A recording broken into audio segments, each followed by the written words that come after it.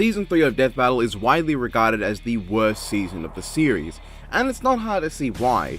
While it did have some fantastic episodes like Dante vs Bayonetta, Hulk vs Doomsday, and the often underspoken Ratchet & Clank vs Jak and Daxter, and a few generally solid episodes like Zora vs Zurza and Ken vs Terry, aside from those 5, either episode was either ineptly lame, outright bad, or an episode where half the fucking screen is a green screen. That's just inexcusable. But there is one other episode that I haven't mentioned. The Meta vs Carolina is one of the most unique episodes of Death Battle, and also in my opinion, a very good one that's very underrated. Now the first thing with this episode to note is something that in any other context I would hate. This episode is a same series matchup that is not a battle royale.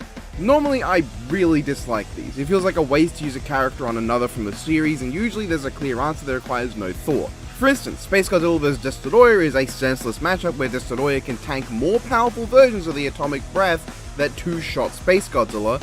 Ultimate Kaz vs Dio is pointless when Dio just has no way to kill Kaz and Kaz has Hamon.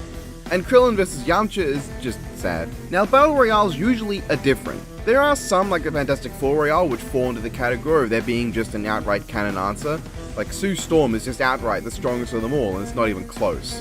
But there are some I can understand, like the Justice League Royale and the Evolution Royale. However, Meta vs Carolina is sort of interesting as a discussion. For one thing, there is still a large group of people that are on the side of the Meta winning, and it's not hard to understand why.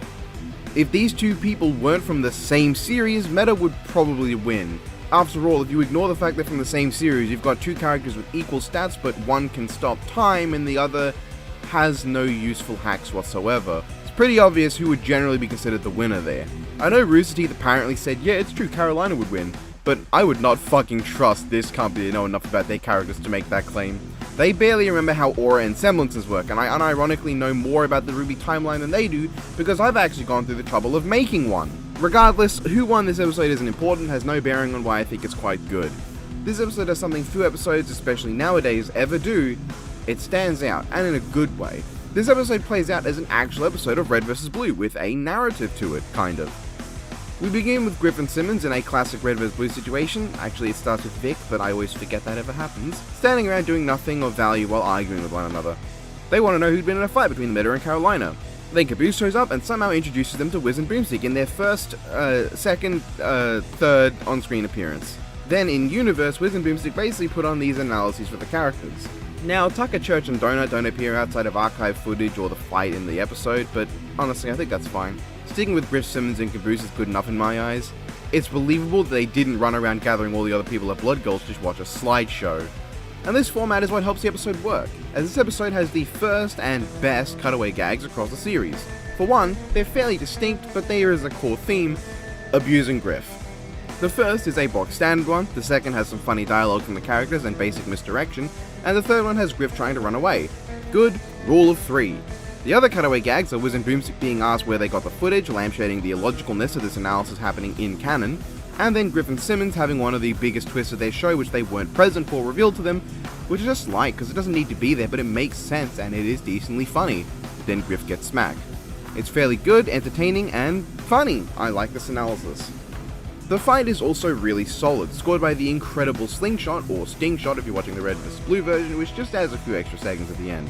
It's overall a very solid fight, though I don't have much to say about it. The choreography is extremely good, sound design has a ton of impact when it needs to and emphasizes the key moments, escalation of the fight is done well with how Carolina gradually loses her weapons and has to make do with whatever she can get, and key moments like Carolina blasting across the walls of the arena and Meta stopping time in the face of Carolina using all her power-ups are both very well done, and the way the music adds atmosphere and the fight pauses to give us some breathing room as Meta presses his big attack is phenomenal.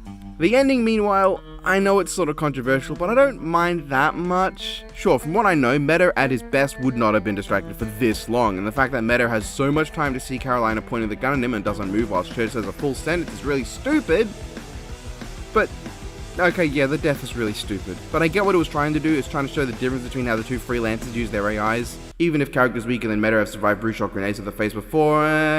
Regardless, this is a very, very good animation. It's clean, there's little to no jank, the track is great, choreography is phenomenal, and the progression is really tight and leads to a very good conclusion.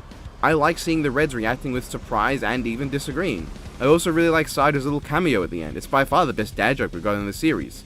Sarge and Boomstick bounce off each other well, the slow progression of Sarge realizing what was going on and then just walking away, and the way Boomstick seems to not have put 2 and 2 together, even when Caboose seemingly expects him to have. It's great, it's funny.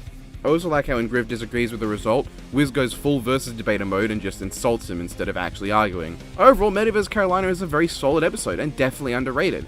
It's not for any particularly crazy in-depth analytical reasons, it just stands out and is unique in a good way. The closest episode to this was the 7 Battle Royale. However, that whole analysis feels off to me. It just doesn't feel like an analysis, and the cutaway gags with Black Noir are all just the same joke of he doesn't want them to talk shit about Vought. And it's not done in any particularly interesting ways, and it gets really tiring. You had so many great characters from the boys, and you went with the one that can't talk. But honestly, I wouldn't want them to do too many more episodes like Metaverse Carolina. The uniqueness of it is something that helps it stand out amongst the crowd. 1 or 2 others in its style might be fine, but I don't think they should be commonplace. With Randy Savage versus the Kool-Aid Man apparently being an episode that's going to be super unique and crazy, I really hope it manages to stand out just as well, especially as using one of my favorite wrestlers and favorite characters in Death Battle's combatant lineup overall. And on the subject of that, the teaser for that episode ended with an echoed Boomstick saying, "Dad!" And I'm just, fuck, I hope that's not a major part of the episode. I'd be happy if it meant we never get another Boomstick dad joke, but fucking hell. I don't want a big focus of that episode to be Boomstick's dad. They're doing an episode with an actually deceased wrestler. However, the teaser did also say Matt Holland was going to be involved, which gives me hope that they won't retcon Boomstick's dad into being someone other than Sarge. So I'm fairly sure Barbara is going to come back to play Boomstick's grandma from the TV vs. Yang livestream, which is going to put more focus on Boomstick. Yeah, Boomstick. It's like if my grandmother was smoking like a lot of cigarettes, I feel she would sound like that. And she saw a cute boy down the street and she told him to come over for some tea. For some tea. I miss you, Granny. And sex. Alright. What? She passed down her voice to you. I love it. My ears. She's a frisky lady. Love them. Okay. Alright, let's move on to the trash. Alright, so we're gonna go 3, 2, 1. Everybody, it's time for Death Battle. You guys can join along if you Oh, want, okay. especially Grandma Boomstick. And you guys in the chat. Alright, so 3, 2, 1. It's Symbolic of menstruation. And Curtis is probably going to go play Deadpool again, which is just fucking stellar. Oh, I'm always happy when he shows up. Anyway, that's not a topic for this video. Metaverse Carolina is good and underrated. Alright, bye.